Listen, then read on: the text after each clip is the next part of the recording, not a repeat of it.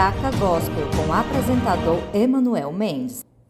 Bom dia, estamos mais uma vez aqui no nosso canal, na nossa TV, na BC News. A sua TV é um clique de você. E nesse quadro, no Catraca Gospel. E hoje nós temos a honra de ter duas pessoas de peso, literalmente de peso. Peso pesado, amém? Aleluia. O pastor Wellington Medeiros, da Igreja Universal do Reino de Deus.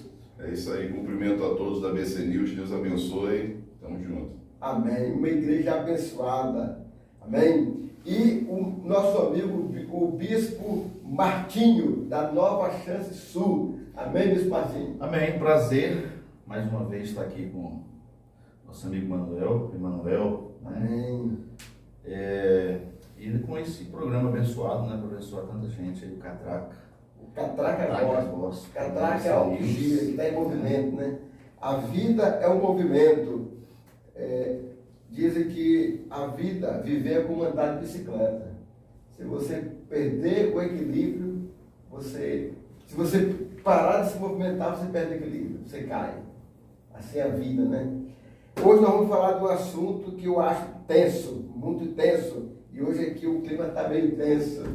Vamos falar de comunismo, conservadorismo, marxismo, vamos falar de valores judaico-cristãos, vamos falar daquilo que essa geração está precisando, questão de valores. Amém?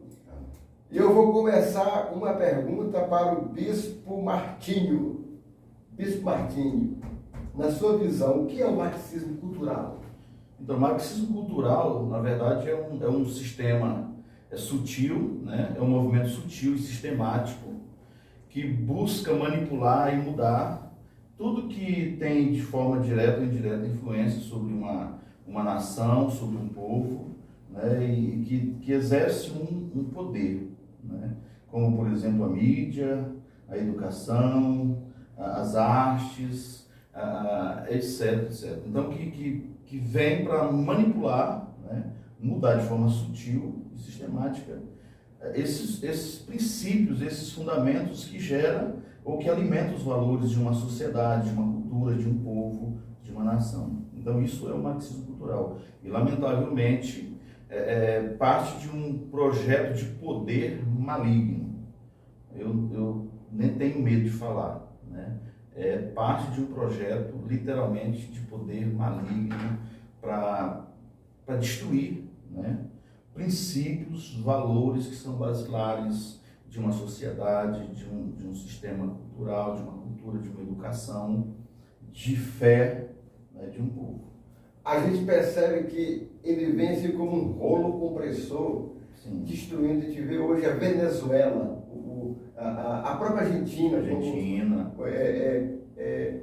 como está sendo destruída. Cuba é um país totalmente fechado por um regime totalitário. Qual o perigo que o Brasil corre? Então, na verdade, a gente já esteve mais perto de ser consumido por esse movimento. E tem um movimento que se levantou nos últimos anos, digamos que uma flecha, né, de ponta polida que arrebentou com esse, que enfraqueceu. Parece não ter nada a ver, mas, por exemplo, a Lava Jato, ela trouxe à tona aquilo que muita gente não sabia e não entendia, e que, por sua vez, acreditava, né, pastor, numa conversa de bons moços.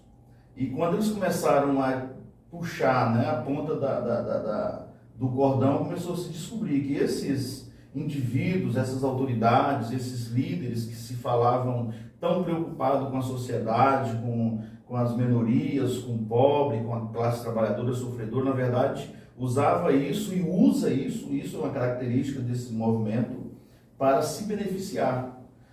Você vê aí as roubalheiras nas instituições, nas empresas, nas instituições privadas, né, nas estatais e etc, etc.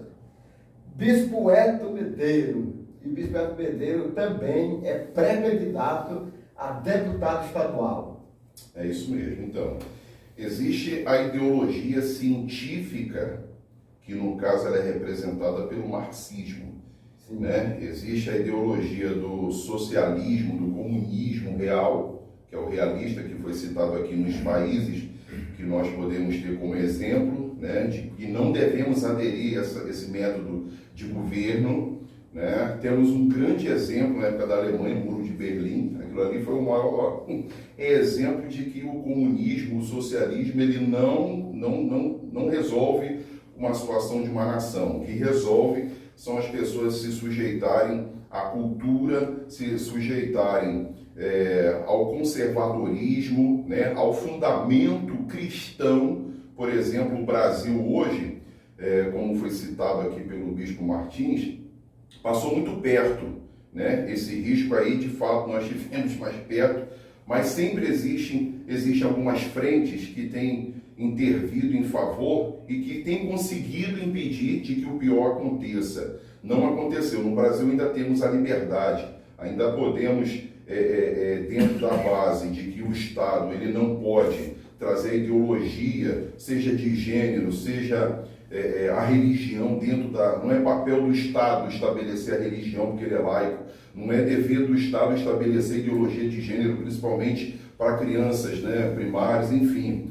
Então essas questões é interessante ser levada em consideração, porque a ideologia científica do marxismo, ela tem estado presente teoricamente, mas ela ainda não se estabeleceu no nosso país por alguns pontos bem interessantes, que é justamente aqueles que ainda querem fazer algo pelo país, aqueles que conseguem enxergar, e pela massa do país, que são pessoas conservadoras. Há uma minoria que realmente quer revolucionar. Existem algumas referências, né, do comunismo, do socialismo, até marxismo também, né, como o próprio Paulo Freire, né, que acredita que a pessoa ela tem que conhecer para poder depois ela querer transformar, tem que se conhecer o mundo para poder transformar. Eu concordo em parte, mas transformar em quê? Sim. É aí que está a diferença do que nós acreditamos para o que essas pessoas que têm se sujeitado às ideologias marxistas. Pastor Wellington Medeiros, até onde as escolas, as universidades, elas foram contaminadas com essa doutrinação? Então, olha, eu costumo falar o seguinte, para as pessoas onde a gente tem rodado, caminhado, não só agora na pré-campanha que nós estamos, mas nesses mais de 27 anos de pastor que nós temos, pregando a palavra de Deus. Sou natural do Rio de Janeiro, cheguei no Ceará em 95, passei 3 anos lá pregando a palavra de Deus, de Fortaleza a Juazeiro, todo aquele sertão ali nós conhecemos. Pernambuco, passamos 17 anos em Pernambuco, conhecendo do Recife, Araripina. Pernambuco, Paulo Freire é de lá. É de lá, eu conheço a história dele ali um pouco e tem algumas questões que é duvidosa. Posteriormente a gente pode estar aqui tirando essa dúvida, né, logo aqui. Mas a gente sempre, em rodas de amigo, debate, algumas pessoas querendo tirar as dúvidas sobre essa questão das ideologias dentro das escolas, enfim. Eu acredito que a mãe, ela tem um poder muito grande sobre o filho em casa. Sim. Né?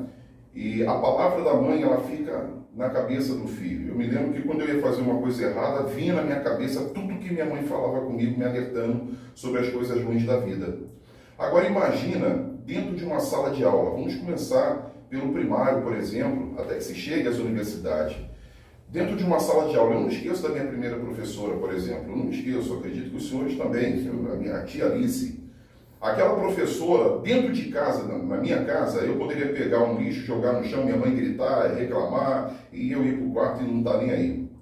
A professora não. Se ela dissesse, Wellington, pegue, volta e coloca lá na lixeira. Eu pegava e eu ia andando alinhado até a lixeira e voltava alinhado até o meu lugar. Se a tia dissesse, faz isso, eu ia lá e me sujeitava ao que ela falava. Muito mais propriamente do que a minha mãe, ela falava em casa. Tamanha influência que um professor ele tem dentro de uma sala de aula. Então, a partir do momento que nós temos ali infiltrado pessoas que são ativistas ideológicos, que acreditam no marxismo, que acreditam no socialismo, que eles podem se tornar independentes de qualquer cultura, que eles podem ser, eu vou falar, vou ser bem grosso aqui, libertinos. tá? Porque o que eu acredito é que o próprio Paulo Freire, ele defendia a libertinagem. A libertinagem é uma vida sem regras, sem lei, é libertinagem. Uma coisa é liberdade, outra coisa é libertinagem. A liberdade é o que nós desfrutamos hoje. Tá? Para você ter liberdade é necessário que se hajam regras, e eles querem infringir as regras. Entendeu? Na política, o fator principal é a lei. Eles querem, os socialistas, aqueles que se fundamentam em ideologias esquerdistas, comunistas, eles querem a lei. Porque através da lei, por mais que eles sejam minoria, se eles conseguirem fazer maioria dentro das casas de leis, eles transformam isso em goela abaixo. Entendeu? Enquanto a maioria está pegando o santinho no chão na hora de votar, sem conhecer quais são os princípios, quais são os valores e o que aquele candidato ele pode estar representando, aqueles da esquerda, aqueles que são socialistas, aqueles que acreditam no marxismo, aqueles que acreditam no progressismo, no evolucionismo, essas pessoas elas estão votando e sabendo em quem estão votando e qual o propósito, que é justamente alterar as leis, como recentemente o PCdoB, através do Orlando Silva, colocou um projeto de lei que nós tivemos que fazer um barulho para que a sociedade tivesse acesso àquela informação de que estava sendo proposto um projeto de lei que era terrível para desestruturar a família, desestruturar completamente as pessoas, o sujeito ter acesso a se relacionar, casar com quem quisesse, e a própria população ela se manifestou e ele foi obrigado a retirar naquele momento, mas o projeto ainda existe. Tá? Então, assim, essa forte influência que existe dentro das escolas, através dos tutores, através dos professores,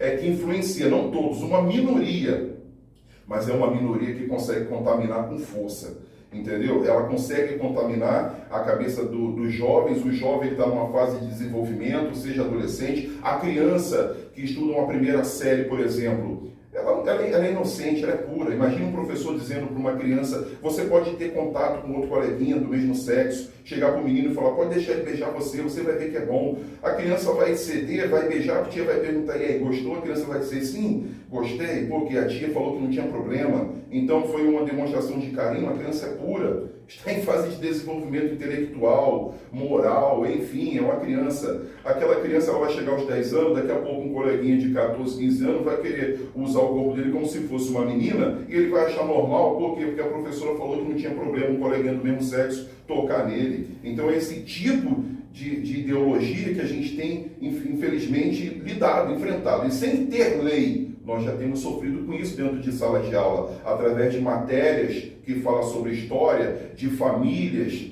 contemporâneas, famílias tradicionais, para todo efeito, é uma maneira de querer incutir dentro da cabeça das pessoas que a criança, seja menino ou menina, ela é livre para estabelecer qualquer tipo de família. Então, sorrateiramente, já tem existido isso dentro das escolas a partir do primário. Quando chega numa faculdade, o professor ele é um militante, né? Ele é um militante, ele fala escrachadamente, vez ou outra a gente vê no YouTube aí vídeos de professores até hostilizando o sujeito que se diz conservador e até apoiador de representantes políticos de direita. Bispo Martinho, um negócio que está tendo. Rapaz, é sério, né? Tudo que o pastor está falando aí, porque a gente que acompanha como cristão e às vezes a esquerda, que tudo é relacionado, porque o comunismo, o marxismo, ele é uma cultura muito antiga, medieval. Né? Platão ele escreve lá no seu livro lá, A República, né? Ele tem três pilares que são idealizados por ele uma sociedade perfeita.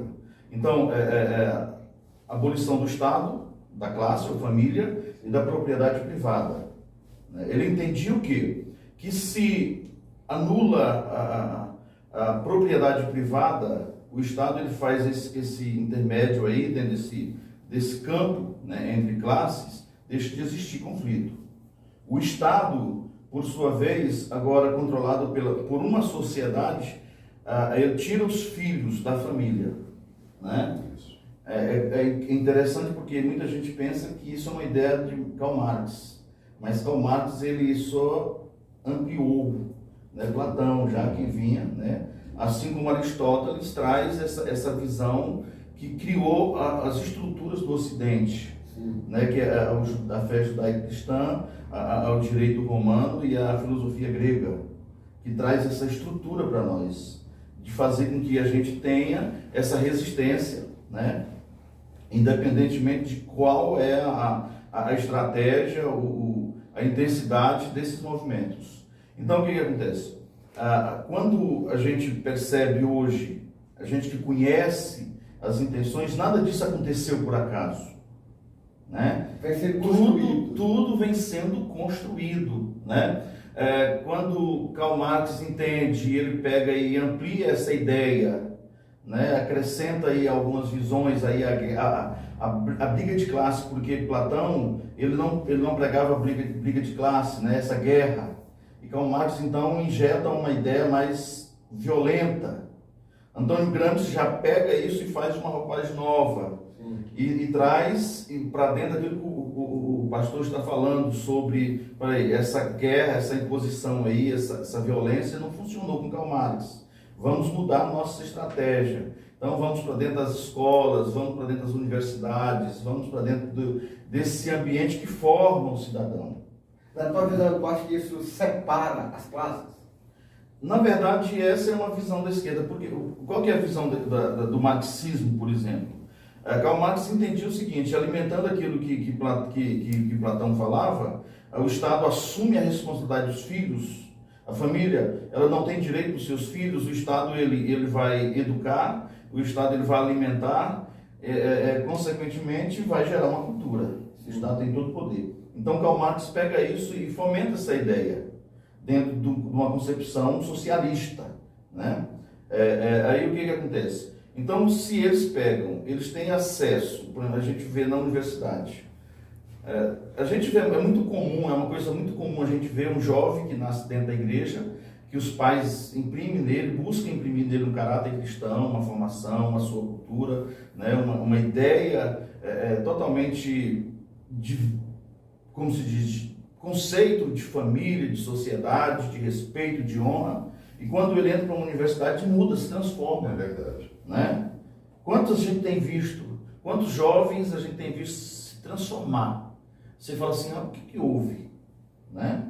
O que houve? Porque vem uma história, vem se construindo. O nosso Brasil, por exemplo, é aproximadamente aí de 25 a 30 anos, né, que essa cultura vem sendo implantada. O último governo do regime, que foi regime militar, que foi João Figueiredo, né, ele fez algo assim muito ingenuamente, ele acreditou que a democracia ela podia se pregar e podia se juntar às ideias.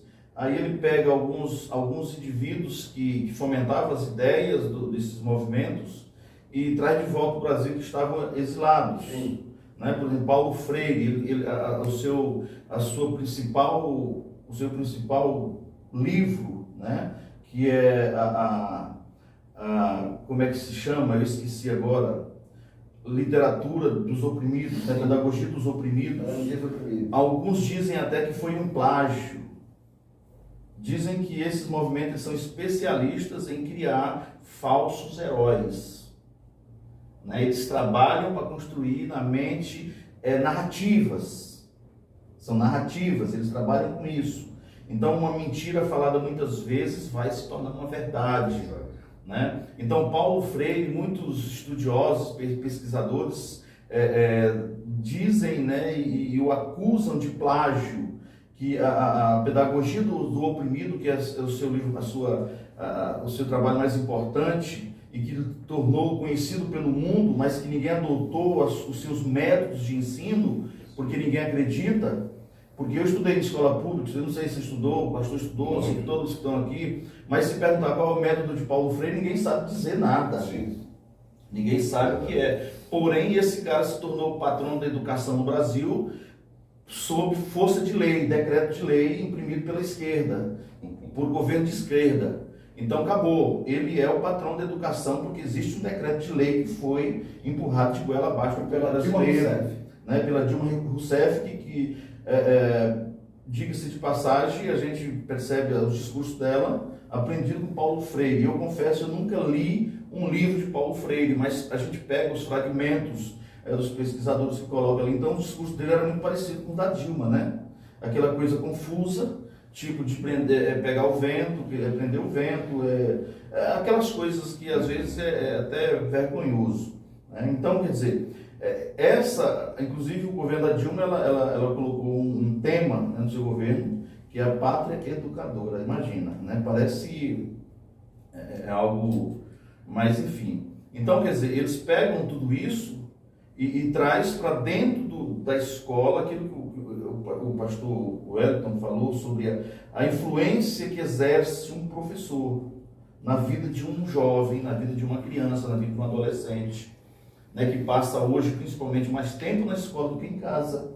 Exatamente. Ele passa mais tempo na escola do que em casa. Então é por isso que os pais, a gente como pai precisa estar muito atento, estar acompanhando, né, o que está acontecendo, qual que é o material didático, qual que é a literatura que está sendo ensinada, e a gente precisa levantar a nossa voz. A gente não pode ficar de braços cruzados, né? A gente precisa, acima de tudo, entender, conhecer, estudar, ouvir, aprender, né, para que a gente não, porque aqueles que não buscam conhecimento são conduzidos e muitas vezes de forma mal intencionada, né, por aqueles que estão ali para dominar, porque buscaram as suas estratégias, os seus métodos. Então vem essa coisa que assume entre os campos das universidades.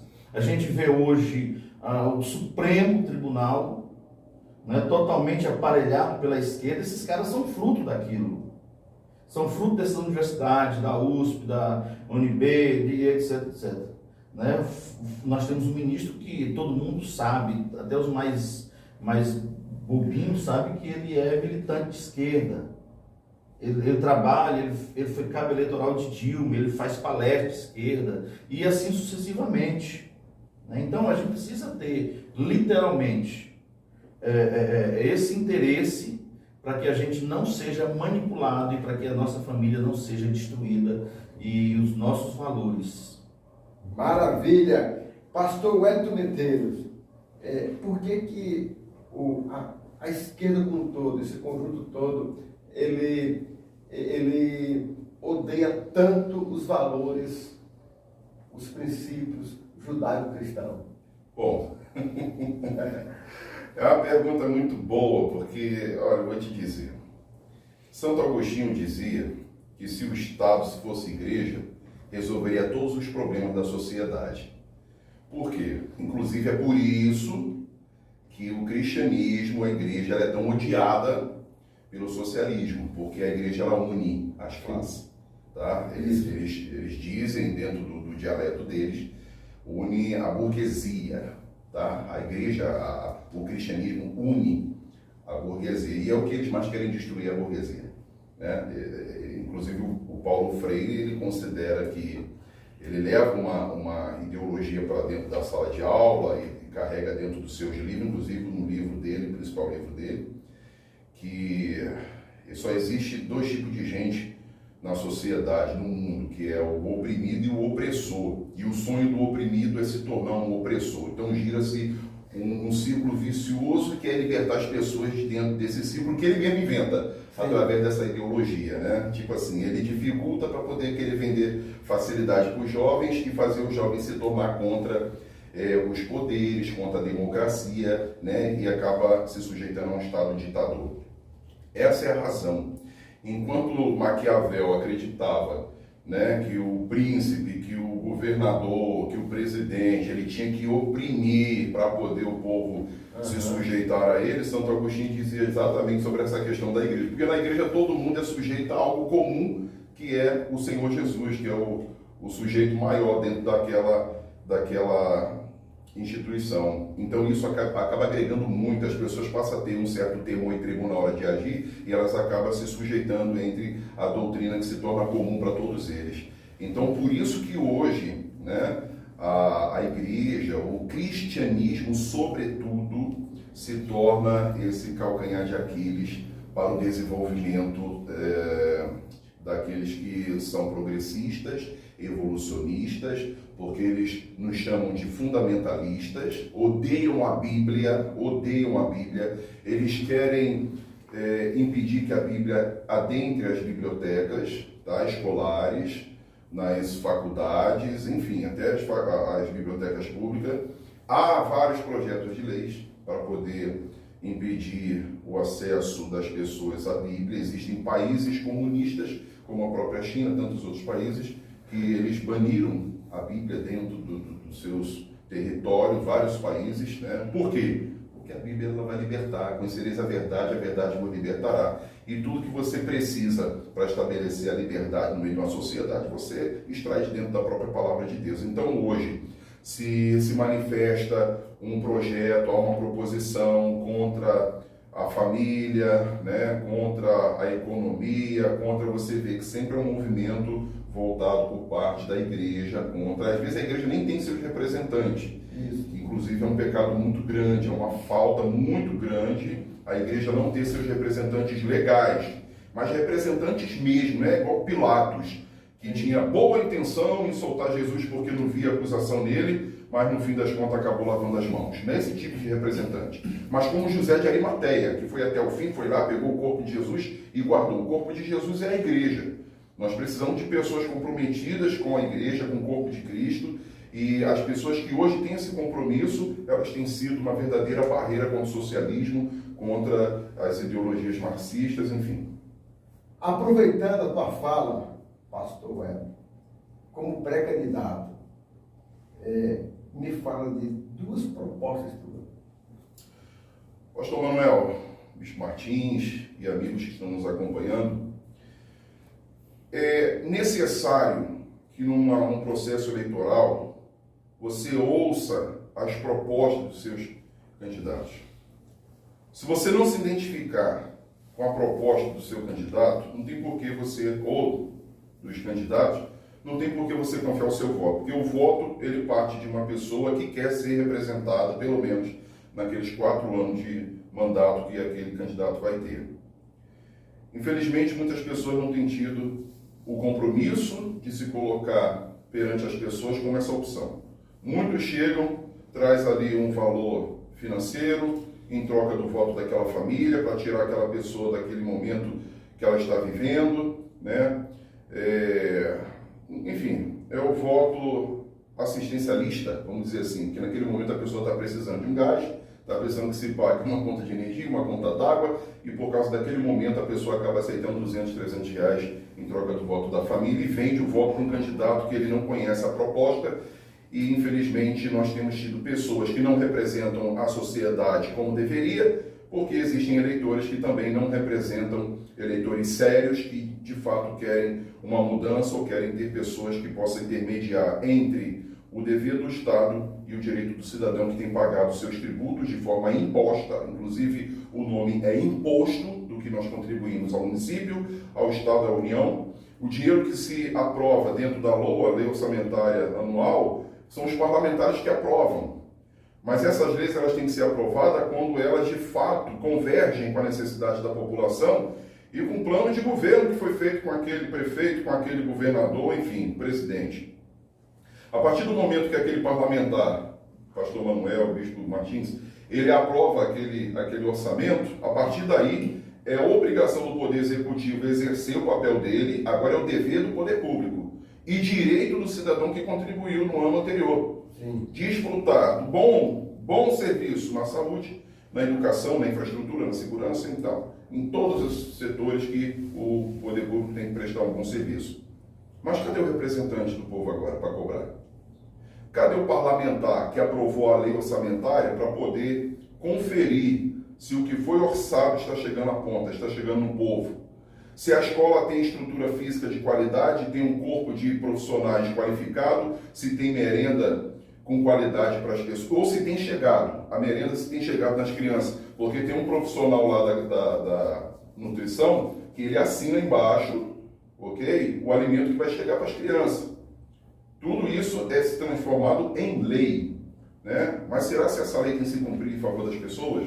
Porque é o seguinte, se a pessoa vender o voto dela, ela não vai ter moral para cobrar de nenhum político se a rua dela estiver toda esburacada, estiver precisando de um recapeamento ou pavimento, ou precisando de água, precisando de iluminação, né? Precisando de uma qualidade a mais dentro do postinho, dentro da creche, ou na escola, né? Ou no atendimento médico, enfim. Vai cobrar quem agora se você vender o seu voto?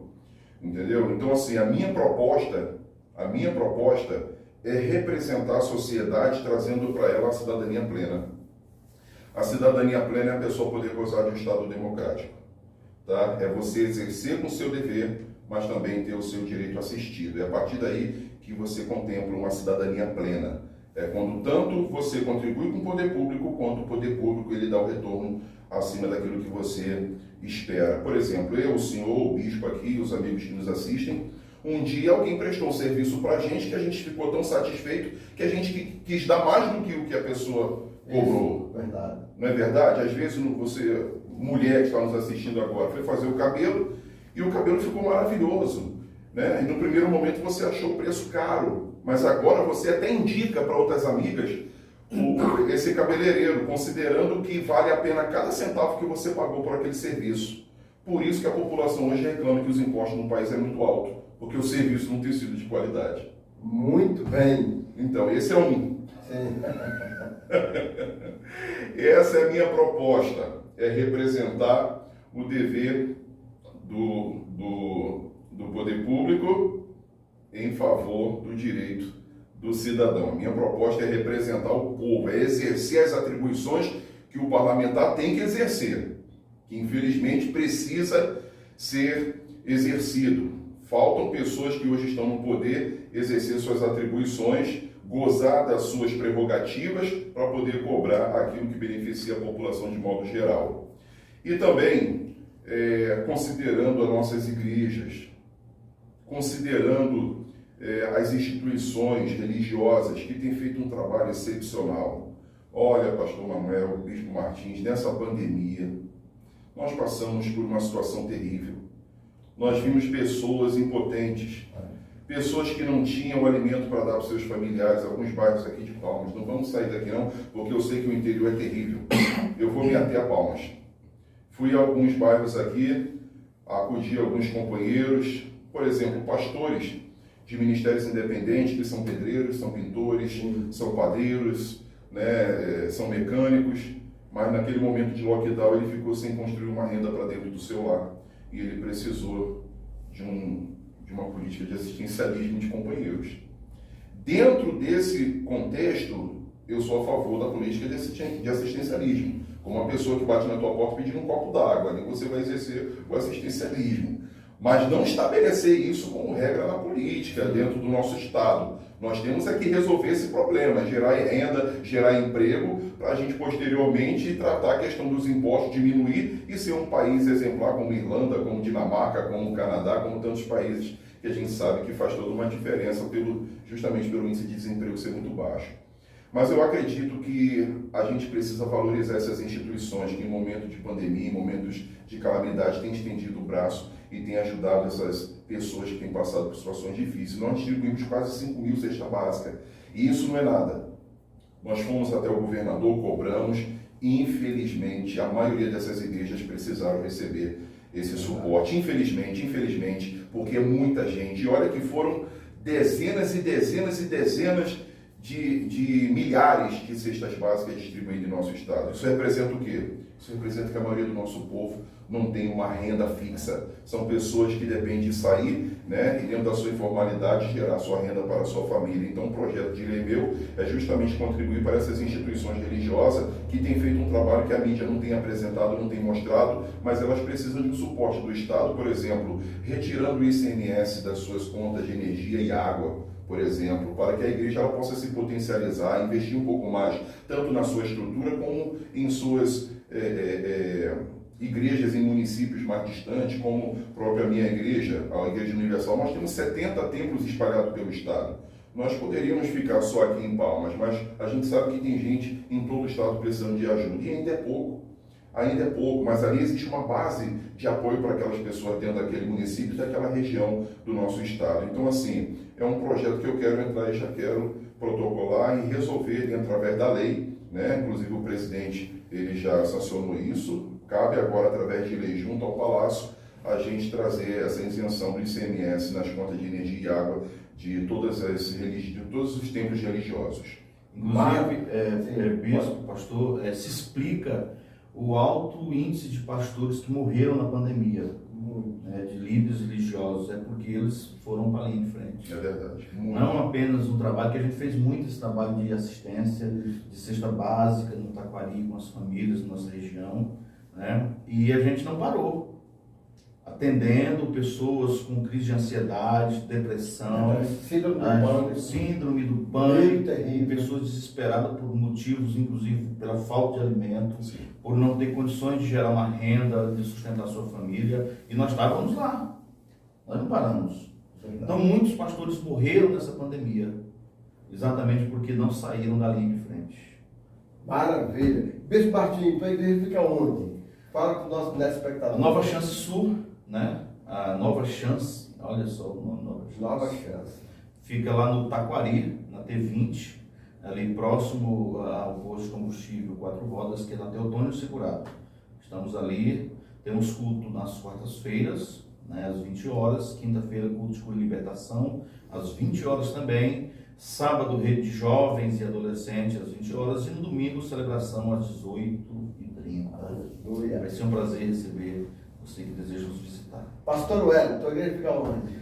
Então, a Igreja Universal, nossa sede estadual fica lá em S1, aqui, lote 7, para o lado da autovia, próximo aqui ao Palácio Araguaia, né? E temos a Igreja Universal espalhada aí por todo o nosso estado, Araguaína, Gurupi, todas as regiões. Aqui em Palmas nós temos 13 igrejas, 13 templos, né?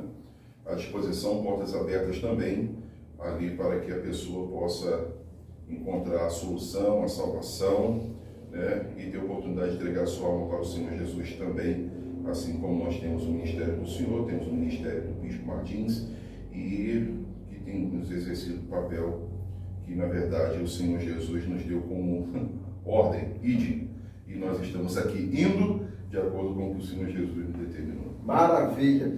Pastores abençoados, que pena que o nosso tempo esgotou, mas eu queria que o Bispo Martinho pudesse orar por nós.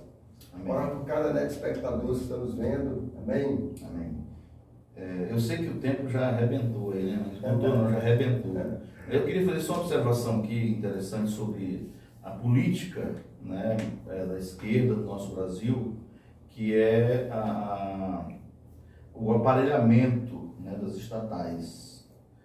Por exemplo, nós temos hoje uma instituição chamada Caixa Econômica, que ela tem, a grande maioria dos funcionários ainda tem uma visão de esquerda. Porque essa é a função deles, é trabalharem, né, aquilo que a gente falou, trabalhar para manter as pessoas presas, né? Então o socialismo, ele trabalha e defende o Estado forte, né? As instituições, elas tornam, aprisionam as pessoas. O Estado, a intenção do Estado é empregar todo mundo. O pessoal que se tornou de forma obrigada adepto ao governo, fortalecendo o Estado, fortalecendo o governo, fazendo com que as classes de sociedade se igualassem, que esse é o objetivo deles, o povo já não aguentava mais, porque quem trabalhava muito tinha o mesmo de quem não fazia nada. Então eles já estavam fugindo da Alemanha oriental para a Alemanha capitalista. Maravilha! Olha que manhã cultural. Amém? Bispo Martinho, nos abençoe com sua oração. Amém. Querido Deus e Pai, em nome de Jesus, no poder de teu santo nome, te agradecemos, Senhor, nesse dia, pela graça, por favor, a misericórdia, Senhor, sobre cada um de nós. Te agradecemos por este momento, por esta oportunidade. Meu Deus, que haja em nós a disposição sempre, meu Deus, de defender aquilo que de fato e de verdade acreditamos que é a tua palavra. É verdade. Meu Deus, em nome de Jesus, nós oramos e abençoamos, Pai, a Bethel Church, abençoamos a Universal, os pastores Wellington, o Bispo Emanuel e todos que aqui presentes estão. Que o Senhor abençoe grandemente cada família. Meu Deus, que os nossos lares sejam cheios da Tua graça.